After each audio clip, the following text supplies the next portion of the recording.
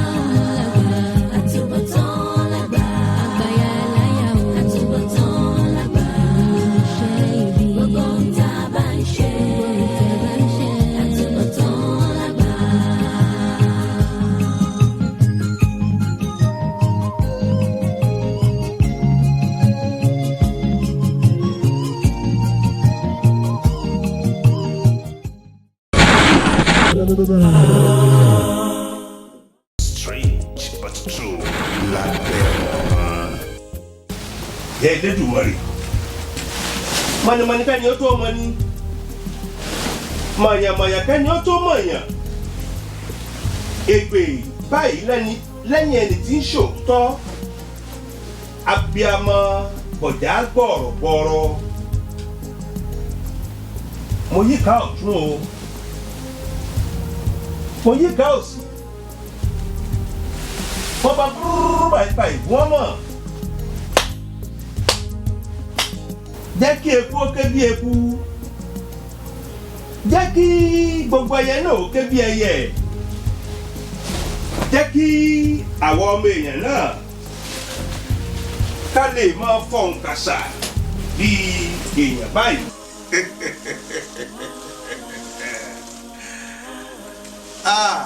Àdúpẹ́ lọ Elédùmarè, aṣọbalájé abitibitire.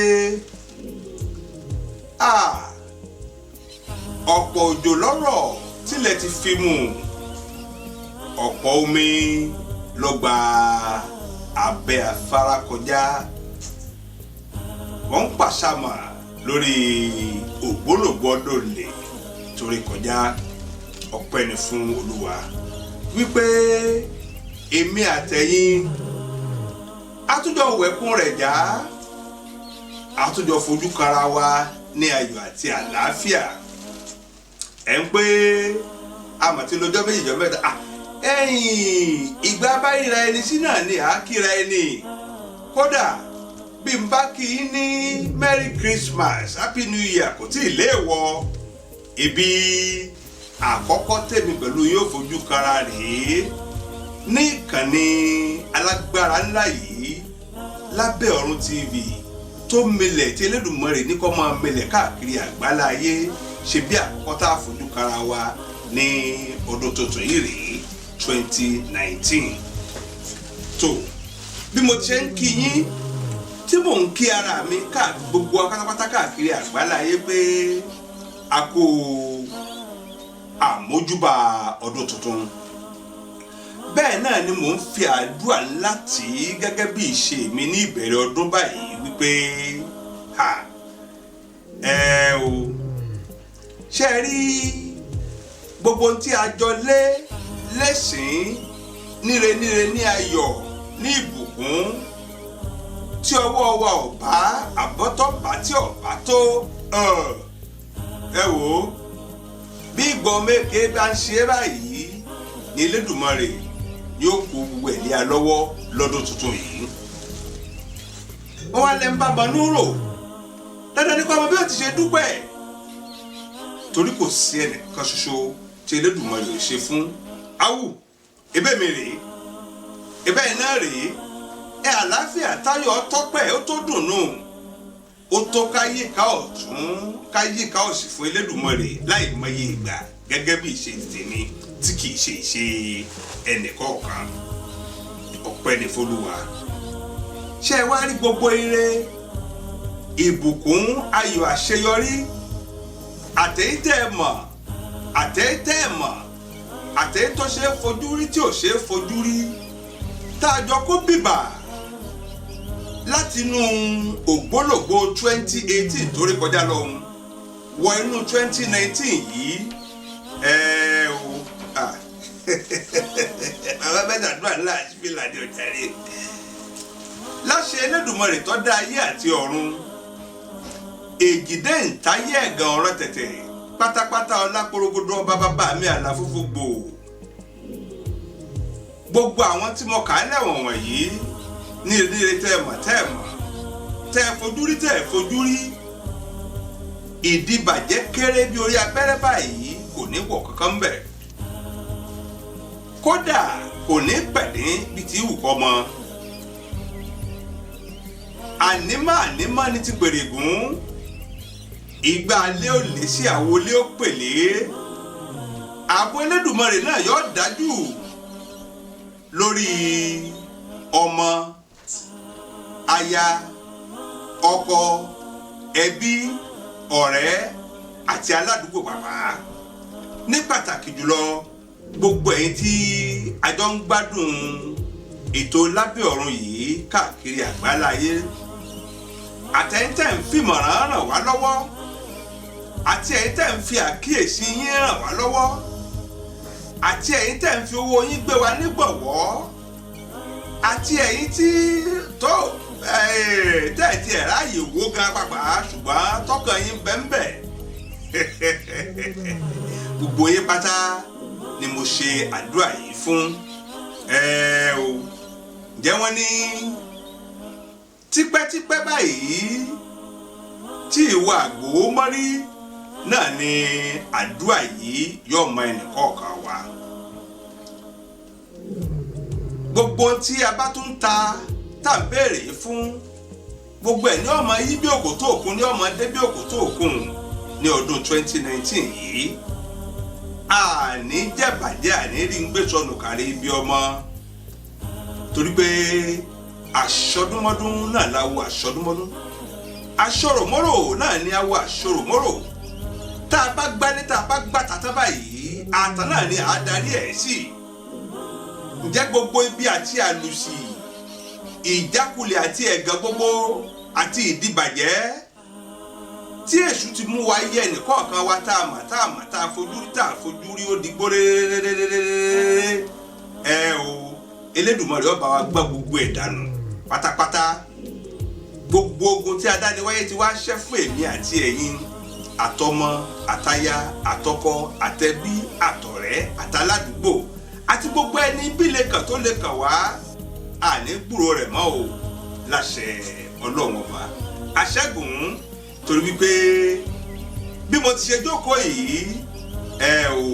dandan ni kí èwe ayé kó jẹ́ ẹ̀gbà fún àjòlé ọ̀run. Ẹ ṣeun lọ́pọ̀lọpọ̀ ẹ wá jẹ́ agbìnàyà ìgbìnàyà wa ọ̀ náà sì rèé ibi tí a mọ̀ ìmọ̀ ìyà lọ́mọ̀pọ̀ ibi tí a ń lọ kò dènà pàápàá bí ti wù kọ́ mọ́. Ẹ jẹ́ kí n fọgbọ́n fi ìlàmì lérí. Gẹ́gẹ́ bí mo ti ṣe wí mo níbi tí a ń lọ kò dènà ṣùgbọ́n ibi tí àyà náà lọ́pọ̀ tètè akẹ́kọ̀ọ́ akọ́gbọ́n a sì tún mọ rírì Elédùmarè síwájú àti síwájú sí. Ìbéèrè ni wọ́n fi gbé kínní ọ̀run ọjà rẹ o. Kí n tó mú yín wọ inú tẹ́ fẹ́ wò yín lọ torí wípé bá a bá ta a gbọ́dọ̀ tọ́ ni kó má bàa ṣe di ẹran onídìí. Ohun tí wọ́n mú yín wọ̀ lọ yìí tí ìjókòó ọdún mi yìí tí ó yí padà díẹ̀ sí tinú ìyẹ̀wù wa gangan torí ìjókòó ọdún ilé yìí náà rí yóò yí padà díẹ̀ pẹ̀lẹ́ ti gbogbo ẹ̀ gan. Ṣùgbọ́n ìbéèrè tí mo béèrè ni wípé ọmọbìnrin tí ọ̀rọ̀ kàn jùjùjù yìí Ṣadé Esther Ògúnṣẹ̀yẹ níbo ló wà gan-an o. Mo ń béèrè ìbéèrè yìí lọ́wọ́ ẹni tá a jọ ń wo ètò yìí báyìí nìsín. Mo ń béèrè ìbéèrè yìí lọ́wọ́ àwọn aláṣẹ olùṣọ́ àtolùdarí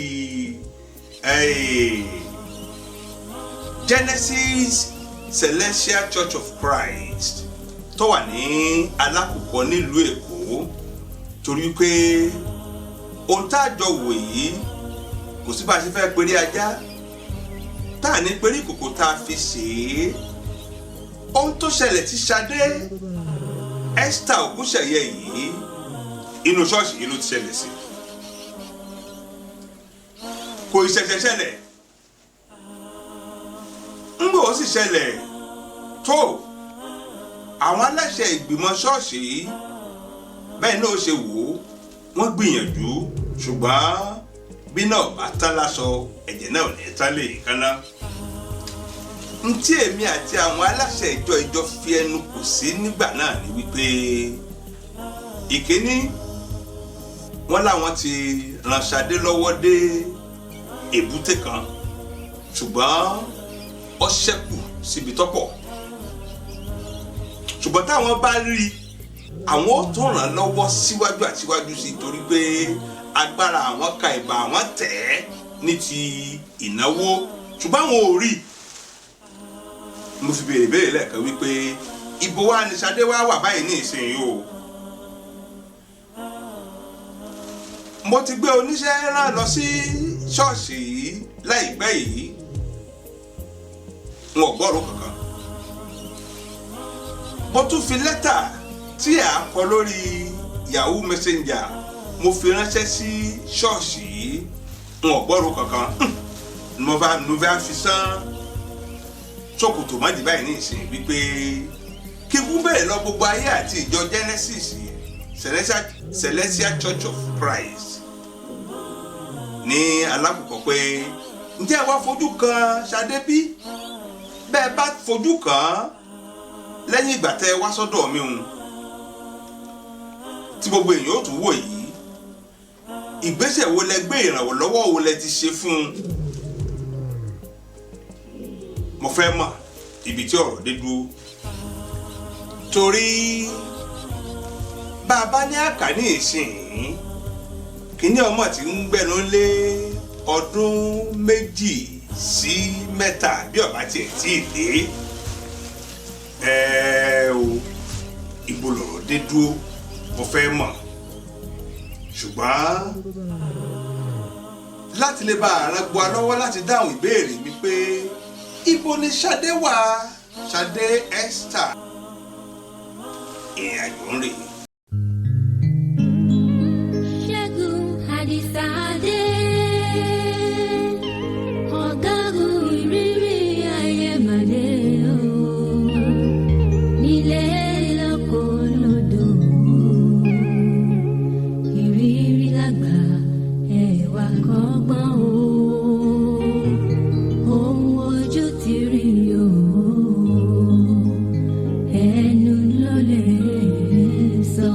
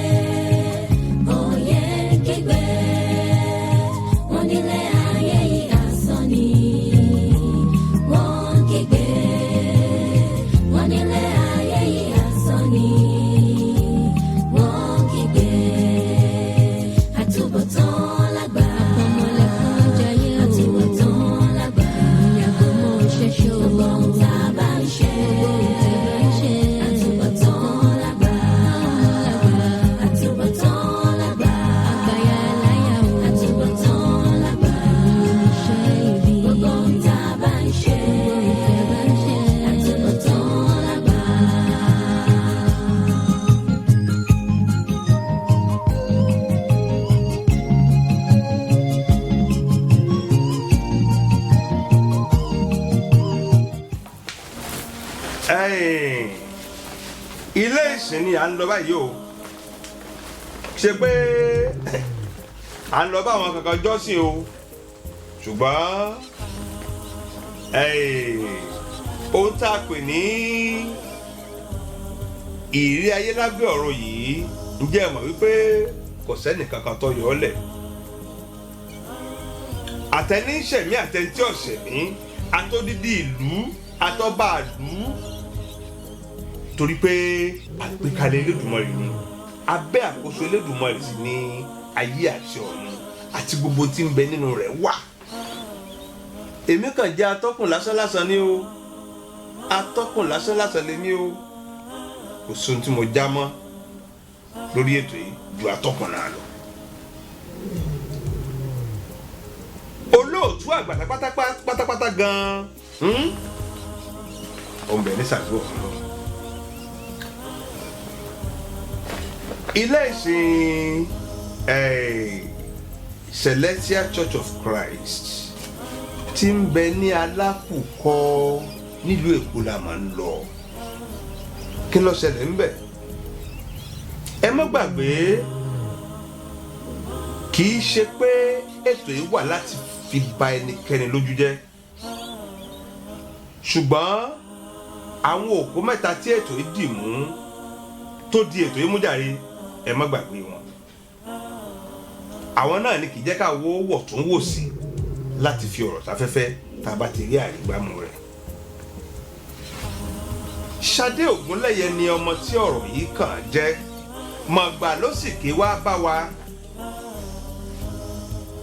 kí ni tó ṣẹlẹ̀ sí ọmọbìnrin yìí? ṣé ẹ mọ̀ pé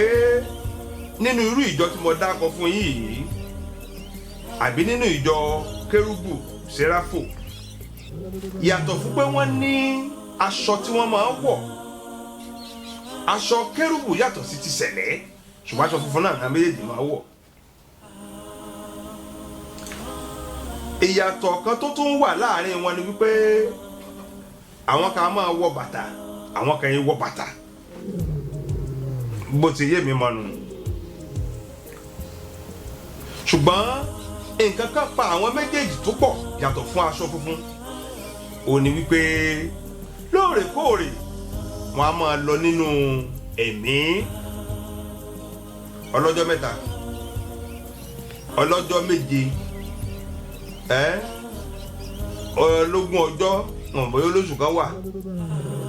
wọn ní wọn lọ in trance, wọn lọ nínú ẹ̀mí níjẹ́ bẹ́ẹ̀.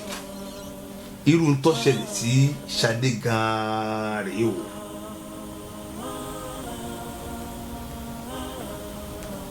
ńgbà Ṣadé ó sì ké bàgbà wá,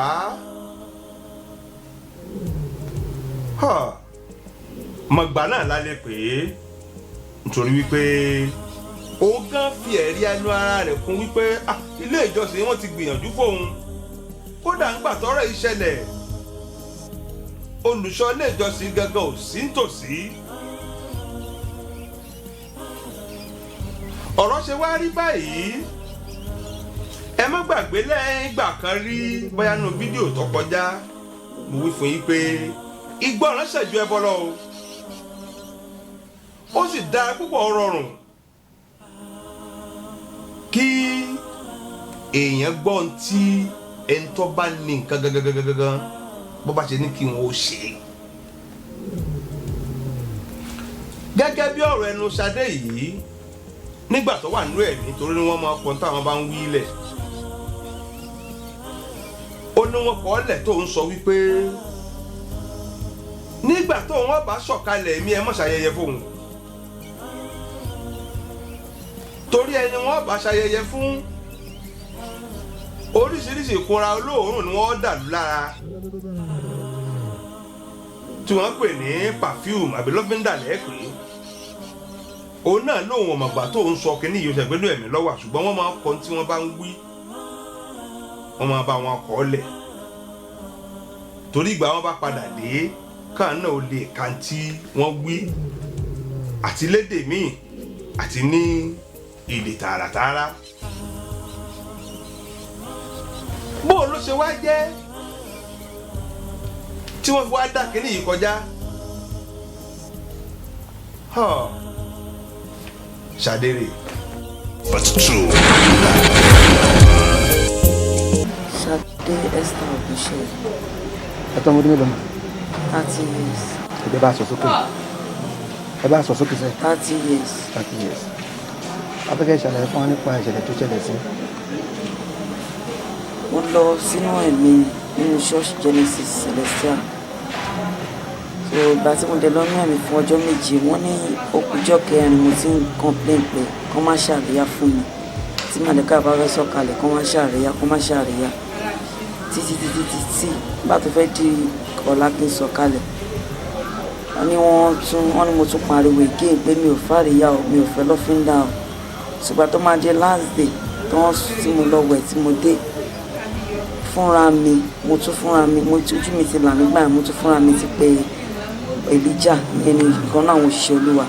pé kó jọ pé mi ò fẹ́ lọ́fíńdà o, ó ní kí n má wọrí pé àwọn máa lò pé kò sí problem, mo ní kó jọ pé mi ò fẹ́ lọ́fíńdà o,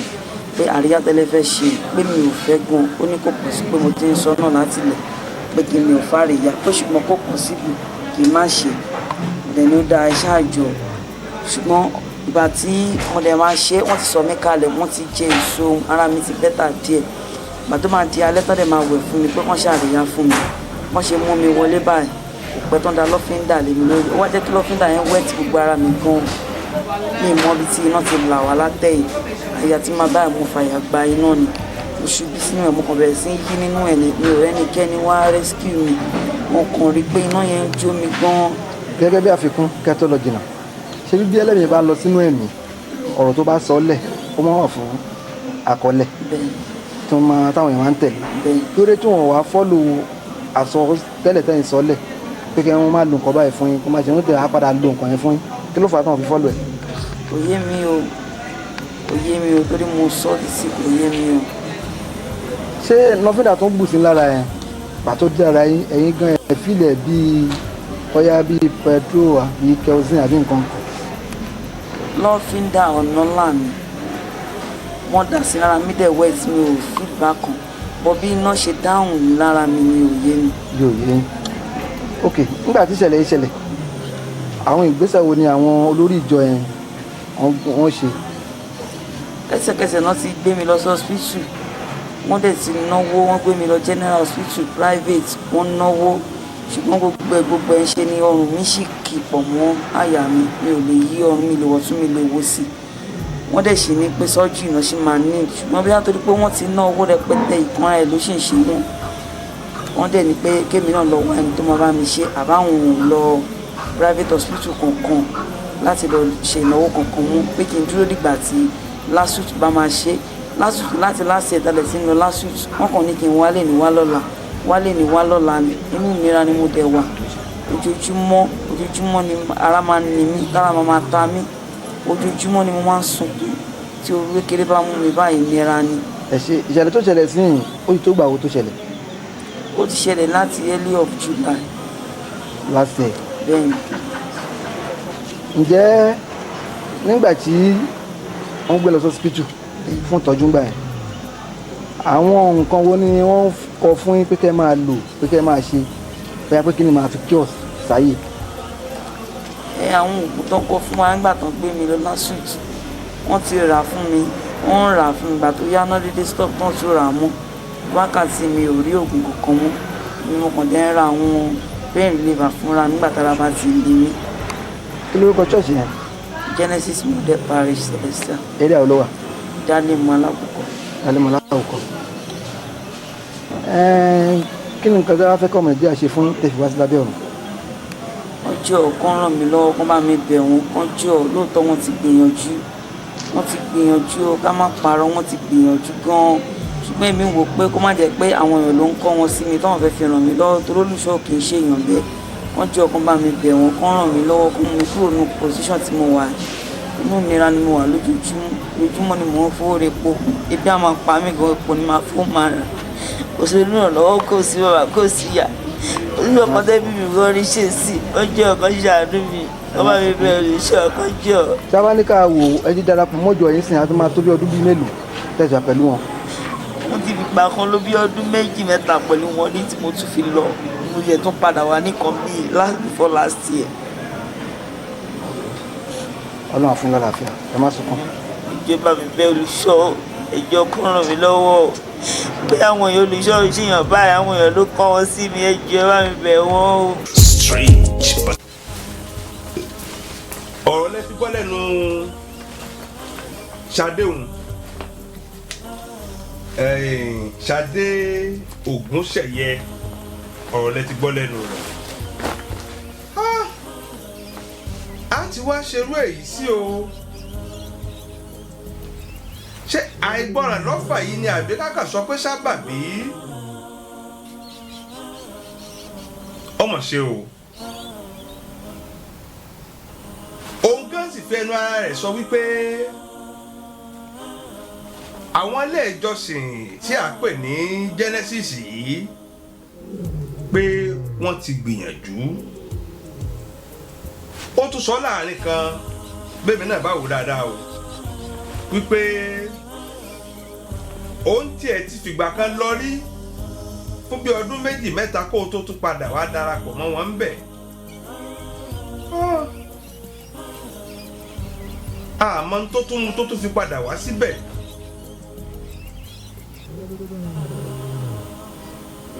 ó kọni lóminú gidi òun kan tún sọ ní àárín kan wípé lóòótọ́ ni wọ́n dá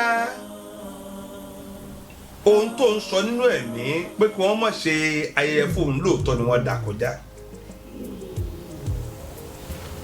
tí wọ́n bẹ̀rẹ̀ sí ní da lọ́fíńdà sí òun la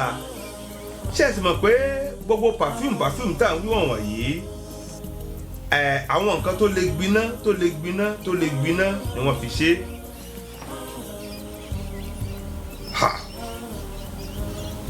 ń bọ̀ wá ní náà wá gbà wá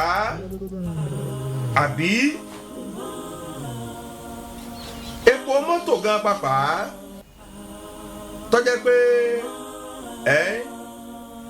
kò rí òṣùwọ̀n náà ni bí náà bá ṣe ń tòsí rẹ̀ tí wọ́n bá gbé ná súnmọ́ kò lè dédé mú náà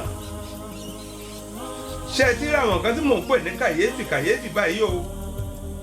ṣé ẹ ti ń fa ẹ̀kọ́ yọ ṣé ẹ ti ń fa ìgbọràn yọ tó àti alàgbà tí Ẹlẹ́dùmarè gbé ìjọ Genesis ilé lọ́wọ́ àti àwọn àgbààgbà ìjọ yòókù gbogbo ni mo wá ń kó bọ̀ wá síwájú yín báyìí nísìn láti pabì yàbìdún ọ̀rọ̀ ọ̀hún. Olùdásílẹ̀ àti àwọn àgbààgbà ìjọ Celestial Church of Christ Genesis ní Alákùkọ nílùú Èkó. Wòlíì Israel Ọládélé Ògúndípẹ̀, olùṣọ́-àgùntàn Genesis Model Parish Alákùkọ.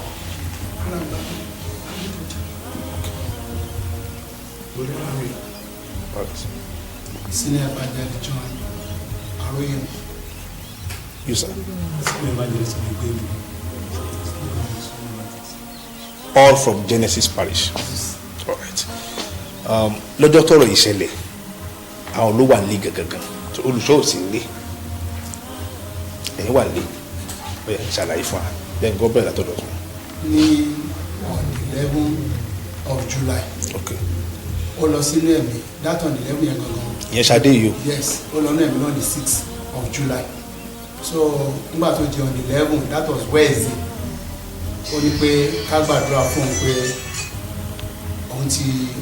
òun ò sí mọ́ pẹ̀lú ẹ̀mí mọ́. A dẹ̀ gbàdúrà fún èmi àti Senior Evangelist Martins pẹ̀lú kan nínú àwọn tàbí ṣiṣẹ́ Clement Kùsìlára nìyí. So wá dẹ̀ ṣe gbàdúrà fún ó sọ̀kalẹ̀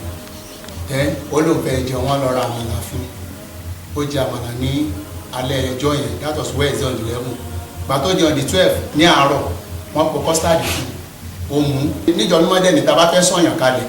bí ìgbà tí olúwa tí ẹ̀mí bà lé Paul tí olúwa sọ pé Cornelius kó lọ gbàdúrà fún bí wọ́n ti sọ̀yàn kalẹ̀ ní ìjọ mímọ́ nìyẹn but ìgbà èmi ò bá wọn sí nínú ìṣòro yẹn ìgbà tí mo dé ní ọjọ́ kejì tí mo gbọ́ wípé wọ́n perfume káàdù gba iná ojú wọn kankan outcome bẹ́ẹ̀ ni ti sọ̀kalẹ̀ níjẹta kí ló wà ń bẹ̀ pé ẹni tó ti sọ̀kalẹ̀ àríyá wo lẹ́ ń ṣe ceremony wo lẹ́ ń ṣe so ẹ fẹ́ tan àwọn ènìyàn jẹ pé because ó dà pé nǹkan kan wà ní under nǹkan tẹ̀ ṣe pé dáhùn pé olùṣọ́ gangan wọn fọwọ́ sí irú station báyìí pọ̀ ìgbà yẹn wọ́n ti wà ní general hospital that was on the 13th so wọ́n gbọ́n lọ sí Jeffis hospital from that Jeffis wọ́n rí bá wọn sí ilé epo. ok sir ọjọ́ mélòó ló lò ní ẹ̀mí. ọjọ́ méje ló lò ń lò lórí òkè olóòdì tọ́ọ̀sì. ló lò ń lò àbí ló lò. ló lò ó lọ ní alẹ́ Thursday stroke Friday that was 6-7 ló lọ. ok so ó dẹ̀ di Thursday Wednesday oníkan ṣe prayer fún pé. ṣé ẹlẹ́mìí ló máa sọ pé òun fẹ́ sọ̀kalẹ̀. ẹlẹ́mìí ló máa sọ sí wọn pé òun àti òun ní òun tó bá sọ ìtọ́sí àwọn pé ẹni tó wà ní ẹ̀mí òun ló mọ bí òun àtọ́lọ́run sí gan communicate. now ṣé tó bá fẹ́ sọ̀kalẹ̀ nínú ẹ̀mí yẹn ni wọ́n gbọ́dọ̀ ṣe irú tó dá wàhálà lẹ̀. bẹ́ẹ̀ mi ṣe mọ̀ nínú ìjọ mímọ́ lágbàá tí mo ti wà tí mo ti wọ Celestial ní over 30 years. mo ti rí ibi tẹ́lẹ̀ mi ti lọ dáadáa ní àwọn many parish tí mo ti bá wọn jọ́sìn tí mo dẹ̀ ti ṣiṣẹ́ olúwa tí ẹlẹ́mi bá lọ nínú ẹ̀mí táìmù tó bá máa sọ ẹlòmí lè sọ pé aago mẹ́fà rọ̀ lẹ́nu fẹ́ sọ̀kalẹ̀ ẹlòmí lè sọ pé aago mẹ́sàn-án ẹlòmí lè sọ pé aago mẹ́sàn-án àárọ̀ ẹlòmí lè sọ pé aago 12 táìmù tó fẹ́ sọ̀kalẹ̀ yẹn ti wá ní wípé ká gbàdúrà fún tá a bá ti gbàdúrà fún ìtura máa bá èmi ò mọ gbogbo sẹ́rímọ́nì ìtàn ní wọ́n fi kándù yìí wọn ká kankan mi ò rí rí nínú ìjọ mímọ́ that is the first time tí máa gbọ́ tí wọ́n ní pé that prophet Elijah or something like that pé wọ́n ní wọ́n fẹ́ ṣàríyá mo ní mi ò mọ. ẹ̀bẹ̀ tó ti sọ̀kalẹ̀ nínú ẹ̀mí bọ́jọ́ kẹta ni. ó ti sọ̀kalẹ̀ so bọ́ọ̀ sí wọ́n á mú ìrìn àjò ẹni mi ò understand sir. àwọn olú organize ìsọ̀kalẹ̀ míì tọjọ́ kẹta yẹn. because that day ó bọ́ sí ọjọ́ ẹ̀sìn wòlíì so wọ́n máa ń ṣe ẹ̀sìn wòlíì ní alẹ́ ọjọ́ yẹn so bóyá gbà tán wá ṣẹ̀sìn wòlíì náà wà wò pé ẹni tó lọ ní ẹ̀mí o bóyá kọ́sà tẹ́lẹ̀ mi bá dẹ̀ sọ̀kalẹ̀ bẹ́yẹn tó bá di Sunday tí wọ́n bẹ́ẹ̀ tí gbogbo yẹn bá ṣe service aṣọpẹ́ kó ń lọ láyọ̀ ń bọ̀ láyọ̀ that was tẹ́mi mọ̀ nípa ìjọ mímọ́ nìyẹn tí olùsọ̀wádẹ̀ gbé kalẹ̀. ẹ fẹ́ sọ̀rọ̀ kan sà. ọ̀rọ̀ tí olùsọ̀wádẹ̀ gbé kalẹ̀ fún wa ni pé àwọn iṣẹ́ tá à ń ṣe ní orí òkè yẹn wọn gbà kẹ́lẹ́ mi lọ sínú ẹ̀mí ní church but bí wọ́n ṣe lọ ní ẹ̀mí tó sọ pé àwọn oníkan ọmọ tún lára òkèlè kan dísà ń dà tó nǹkan kan bẹ́ẹ̀ kó má dàbẹ́ ni pé olùṣọ́ àgùntàn dí iṣẹ́ olúwa lọ́wọ́ làwọn ṣe ní ókè o no problem so wọ́n gbà tó dẹ̀ yẹ pé èmi ti pè wọ́n èmi ní assistant wọn èmi pẹ̀lú bàbá yìí ní assistant wọn ó dẹ̀ ti pè wọ́n fóònù olùṣọ́ ẹni bá bàbá ti sọ̀kalẹ̀ o that was Wednesday morning Thursday morning pé a ti sọ̀kalẹ̀ ní ìrọ̀lẹ́ Wednesday ní around 5:30 to 6 pé a ti sọ̀kalẹ̀ ó dẹ̀ ti jẹun then Thursday morning ó jẹun lọ́sàn Thursday ó tún jẹun so èmi ti believe pé kò sí torí mi ò kọ́ bá. torí àjọ̀dún wòlíì ẹ̀ náà ṣe tó a ṣe. kò sí àjọ̀dún kankan wọ́n kàn àwọn tó bá béèrè fún agbára wọ́n kàn máa wá sáfìsì yẹn gbogbo àwọn. ẹ̀yin wà ń bẹ̀ ǹjọ́ náà gàgàgà bó o ní bó o lẹ ti rí náà ibo nínú ṣe wá. ọlọ́wà bò pé a ní bíjì bí a bá ṣe bíjì ní Thursday bàtí a ṣe wọ́n ṣe bíjì lọ ní kan nínú season sí bíbá yìí wá ní di prayer yìí ló wá ní kó tàn kánú ló wá tàn kánú sọ bí ó ṣe mú perfume ní abágbà. ok perfume táwọn wá sí ibi kándù. sí ara ẹlẹ́mìí ok àti ohun tó sọ̀rọ̀ ní àgbà.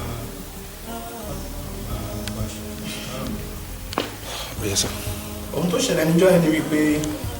ẹ̀sìn wòlíì máa wà lọ́yẹ̀ every Thursday ṣùgbọ́n gẹ́gẹ́ bí òfin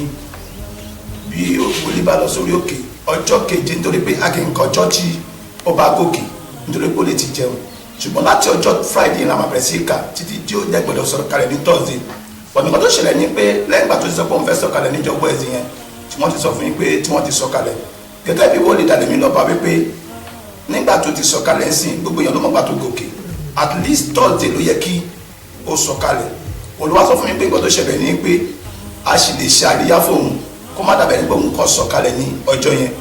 nígbà tá a dẹ̀bẹ̀rẹ̀ àríyá yẹn mi ni mo conduct service bí mo ṣe conduct service tán lẹ́yìn ìgbà tí mo gbé ẹ̀sìn tán mo wá gbé fún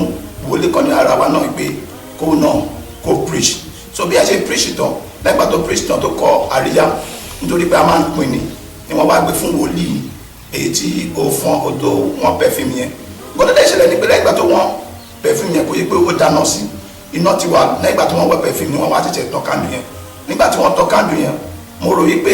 bóyá nígbà tí wọ́n kọrin lọ òun ni ó fi ní ọwọ́ yẹn kan aṣọ ẹ̀ nítorí pé perfume yẹn ti wà nínú aṣọ ẹ̀ bó kọ́ ṣe kan aṣọ ẹ̀ ní ó gbà náà pé bóyá a dáná sí oyè ìṣẹ̀lẹ̀ wọn. lára àwọn òṣèlú wa tí ò tẹ̀ sí níbẹ̀ tí ò sí lára àwọn tó ń bá wọn ṣòro ariwo tí yẹn gbọ́ tí yẹn máa sáré débẹ̀ ìdánwò gbogbo àrẹ torí láti sọ pé kò ń bomọ́ra kò ń paná ẹ̀ gbogbo ayé ara ẹ̀ báyìí lójú náà lọ fi jí àwọn mẹ́rin takò lọ sọ́sùtù ìjọta yẹn jẹ́ hospital I was the first person mo lọ bá àwọn nọ́ọ̀sì yẹn ní jẹ́ hospital lókè odò nọ́ọ̀sì yẹn dẹ̀ pé ẹ̀sà mo ní oyin tútù ara pé mi ní chairman church ó ní ẹ̀kọ́ tó ṣe ọmọ yìí kò báàdì ó ní kò tí ì báàdì tó àwọn ẹlòmíì ó bẹ̀rẹ̀ sí àwọn kan wọ̀nyí ó ní ṣùgbọ́n kí bá wọn sọ kíní kan pé kí tó bá àdírẹ́sì ara ẹ̀ kó farabalẹ̀ o ó torí àwọn táwọn àwọn basara yìí ọgọ́ta ọwọ́ lárùn máa gbé táwọn bá fẹ́ bá àdírẹ́sì tó bá ti bà kọ́ndẹ́sì àwọn afílẹ̀ ìdẹ̀ lókè mo dẹ̀ pé wọn mo dẹ̀ bẹ́ wọn títí kan àwọn mẹ́rẹ̀ẹ́ta yòókù ṣùgbọ́n lédi tó bá yẹ kọ́ wọn máa yarí kó máa ṣe pé fún nọ́ọ̀sì ṣe gbìn lọ́ba dákẹ́ mo tún lọ pé mo bá sọ má ṣe báyìí jẹ́ ká rẹ kó jiná kéjúlé kó ṣàyàrí títí pẹ̀lú pé 2 months and a week ó dé sí èkó fẹ́ẹ́ lọ tó dé sáré jọ torí pàtó kó bẹ́ẹ̀ tó lè lọ wọ́n dà 800,000 fún àwọn mẹ́rin lórí ìṣàlẹ̀ yìí. yes. wọn náà wọ́n ti ń gbé bẹ́ẹ̀ wọ́n ti ń gbé receipt. nígbà tó bàtà tó wá kó lọ hospital yẹ tó lóun fẹ́ kó lọ́dọọdọ pé òun fẹ́ lọ tó lọ bàtà lọ sí ilé ó dídé oṣù méjì ní pétrol church gba ẹ̀dì kan fún un pé kó máa tọ́jú ẹ̀ pé torí kíní ibẹ̀ ló bẹ̀rẹ̀ pé òun ní jẹ́rẹ́tọ̀ òun ní ìdìbà òun ní àràwọ̀ nígbà tó gbé ta tó débẹ̀ tọ̀ ní àwọn wá fún àwọn pèmí fún ẹni lẹ́tà láti òkè odò. ẹ̀yin lẹ gbalé fún. ọjọ́ tó gbé wa ló wà. ọjọ́ tó wà fún wa ní òkè odò wọn fún wa ní referral letter kò jẹ́ hospital níbí àjàwá lọ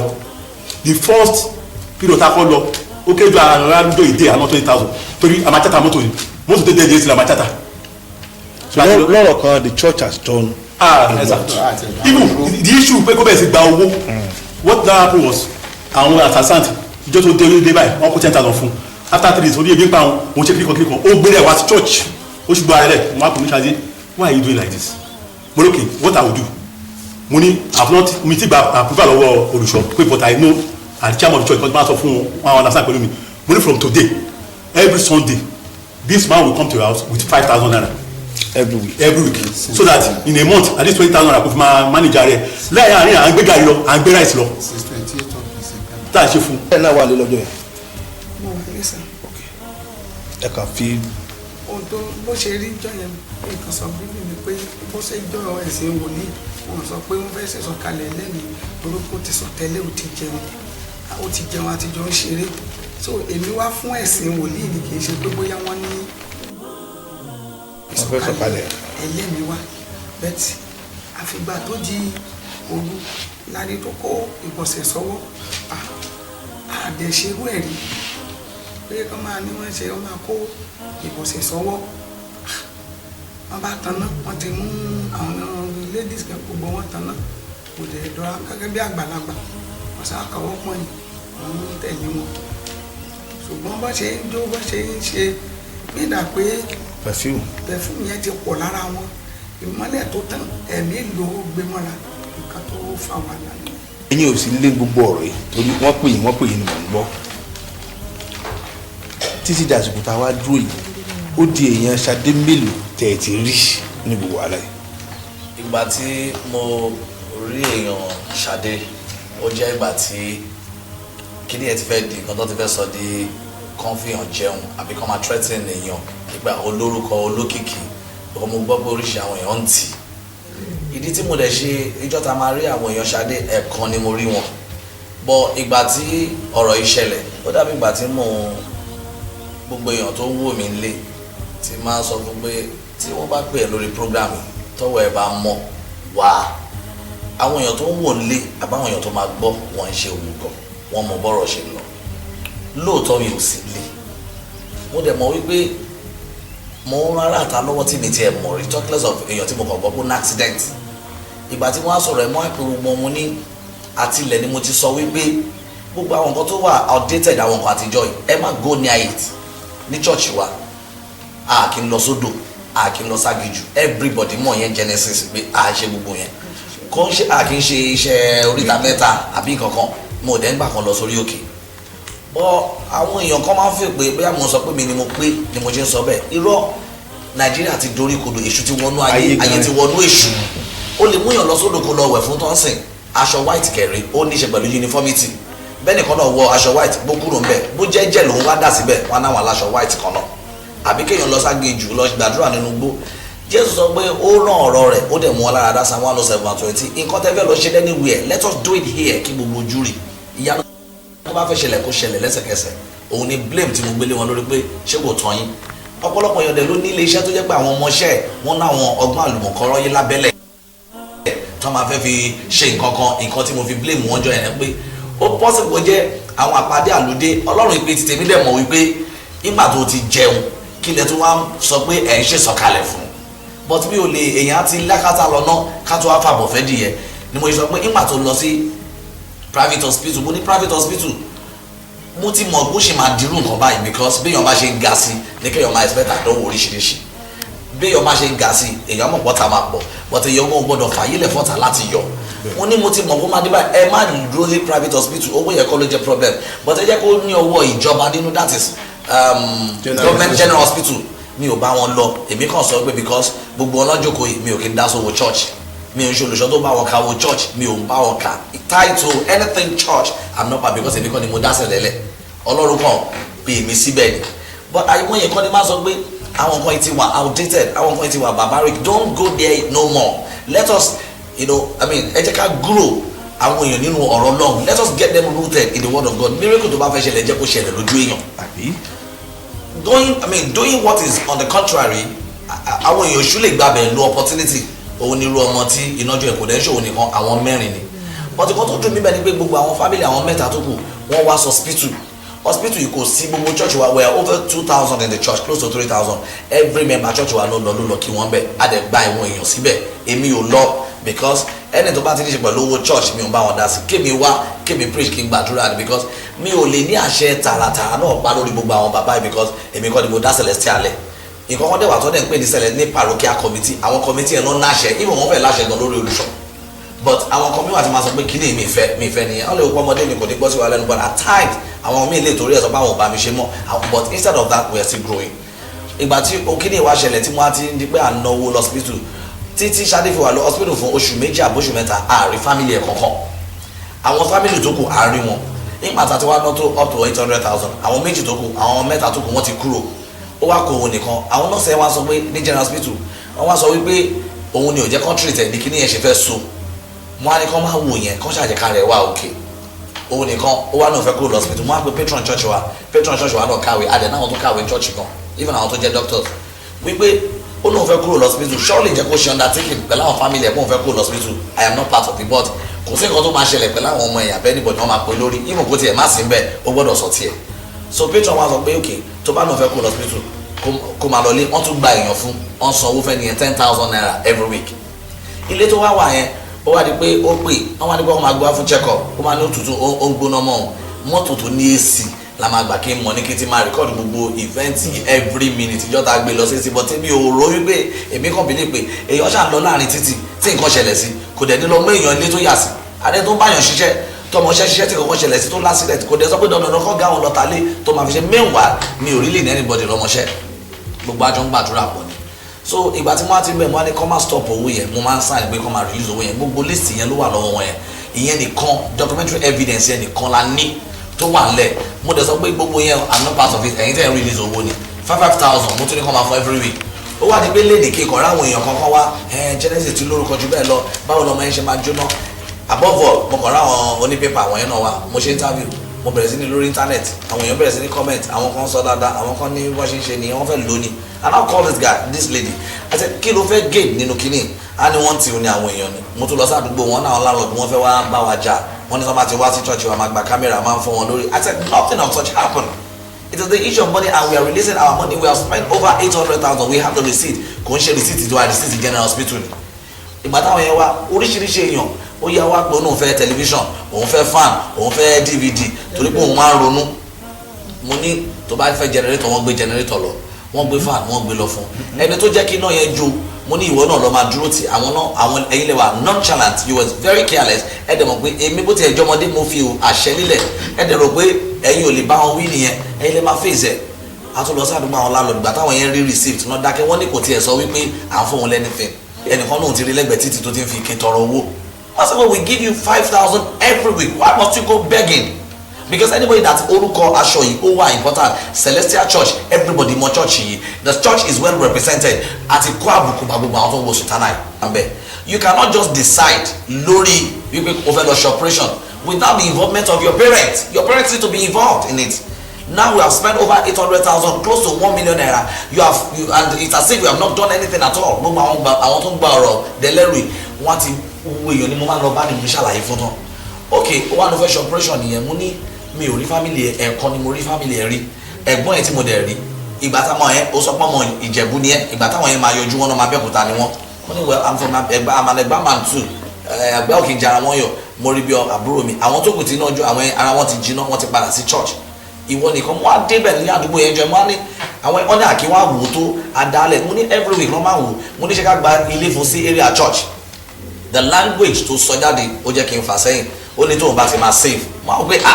does that mean we want to kill you or we gonna destroy your life ẹ sà èmi ò dá sí mọ́ òun àtàwọn church because èmi kàn represent as olùjọ́ ni èmi kọ́ ni mo dá sẹ́lẹ̀ lẹ̀.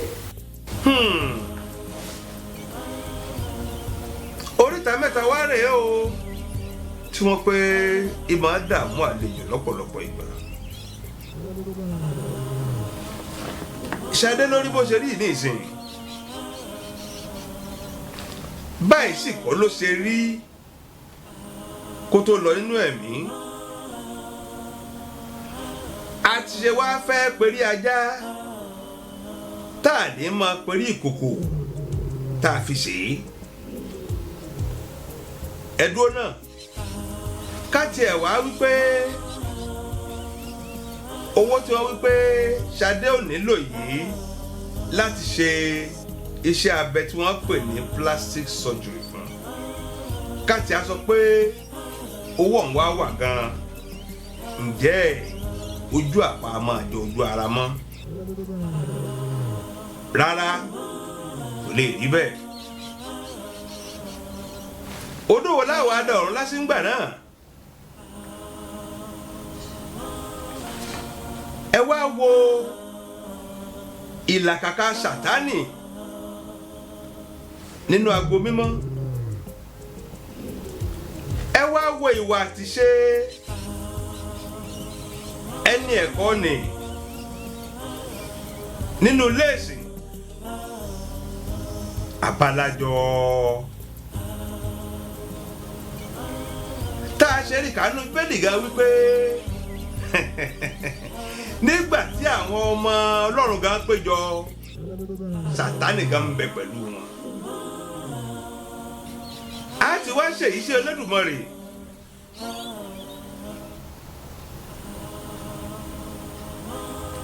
Odò wo la fẹ́ da ọ̀run lásìbà yìí o? Nínú gbogbo ọ̀rọ̀ àwọn alàgbà wọ̀nyí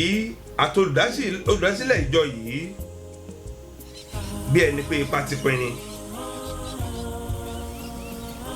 Ṣadé ò sì yé ràn mọ́nu kókókókókókó tí ẹ̀ ṣe gbà kúrò lẹ́nu rẹ̀ wípé ẹ bá mi bẹ̀ olùṣọ́, ẹ bá mi bẹ̀ olùṣọ́, ẹ bá mi bẹ̀ olùṣọ́.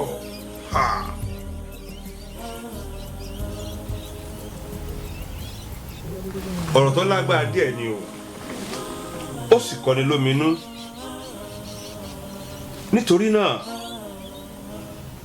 mo mọ̀ wípé èyí náà tún jẹ́ ẹ̀kọ́ ńlá, ìmọ̀ tó ti nú ìmọ̀ jáde fún gbogbo ilé ìjọsìn gbogbo, yálà nínú ẹ̀sìn mùsùlùmí ni, kódà ní ti àbáláyé àbí nínú ìjọ ọmọlẹ́yìn Kristi, wípé kò sí ìgbà kankan, kò síbì kankan tó fi Sátánì lọ́wọ́ láti fọwọ́ bọ̀, láti kẹsẹ̀ bọ̀, láti kojú bọ̀, láti bàjẹ́, láti dàrú. Tọ́rọ̀ ọ̀rọ̀ yóò dàbí ọ̀rọ̀ kò yàtọ̀ sọ́rọ̀ olè. Olè wá fún yàn ní nǹkan, olè wá báyàn rẹ́rìn, bó lè bá wá, ó wá láti jalè, ó wá láti bàjẹ́, ó wá láti parun ni. Olè kì í bá rere lọ sọ́dọ̀ ẹnikẹ́ni, bẹ́ẹ̀ náà ni ọ̀rọ̀ Sátánì jẹ́. Tó ìmọ̀ràn tẹ́lẹ̀ ọkàn gbé kalẹ̀ ní wípé bó bá ṣeé ṣe kí gbogbo ìjọ ẹlẹ́sìn Kristi lágbàáyé kí wọ́n gbé àsùnwọ̀n kan kalẹ̀ láti kó owó jọ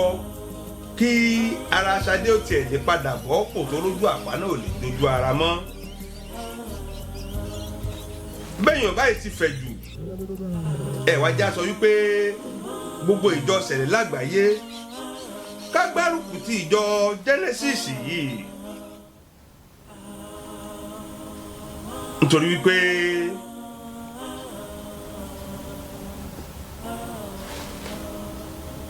ẹ̀gàn àti àbùkù bá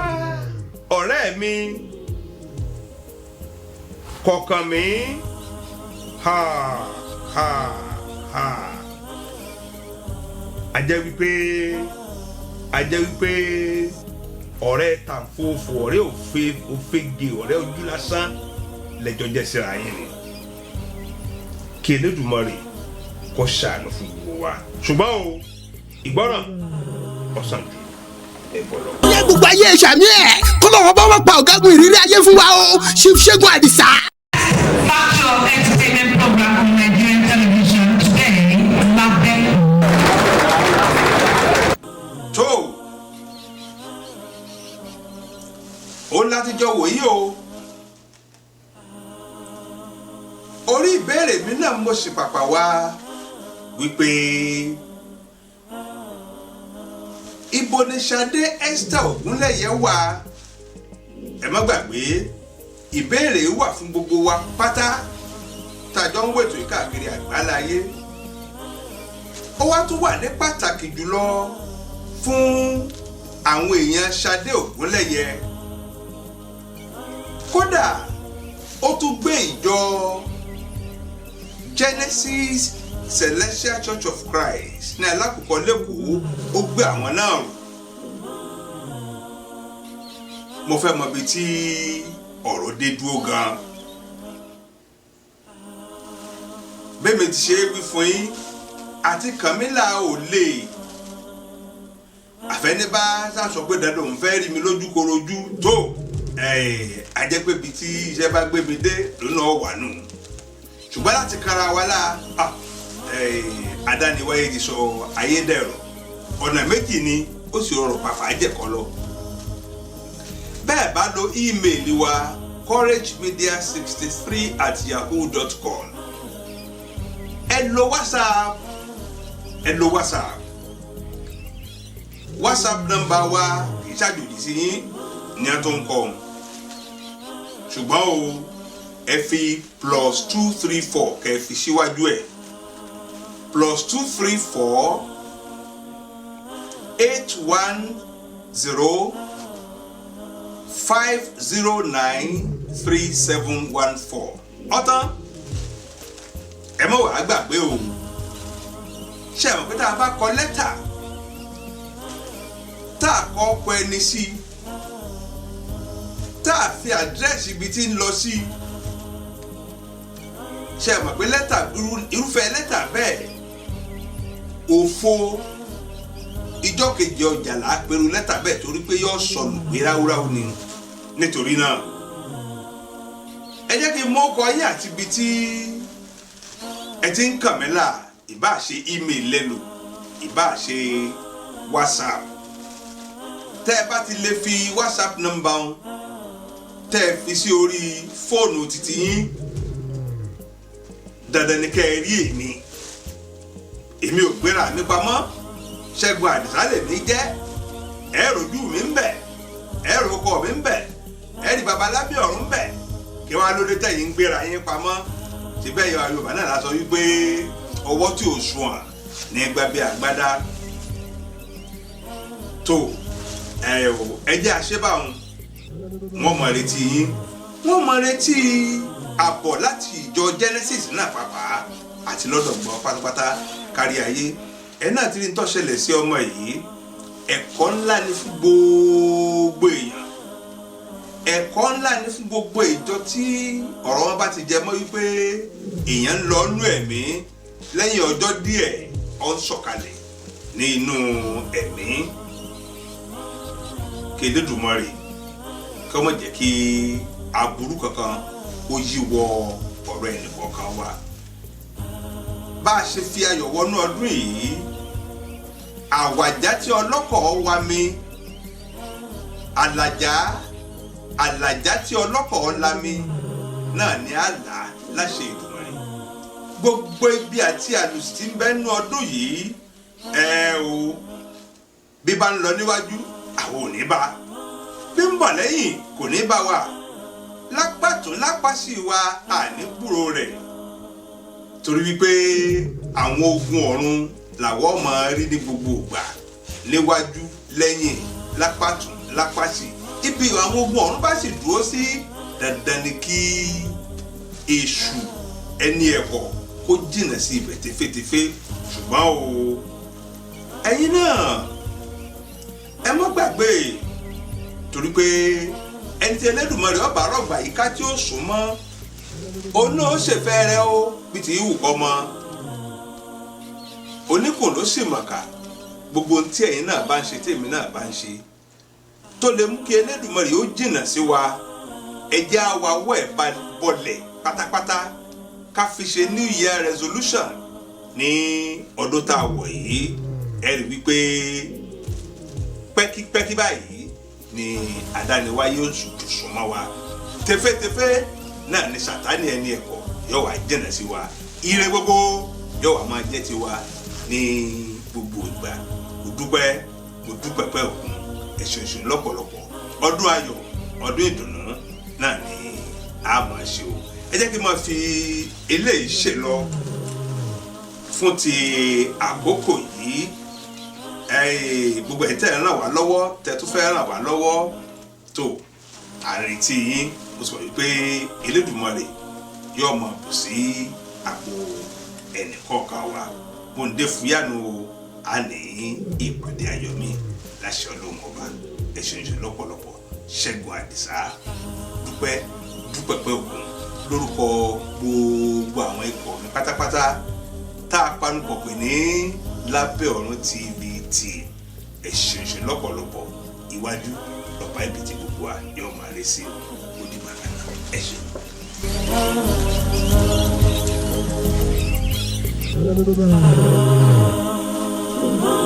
Oh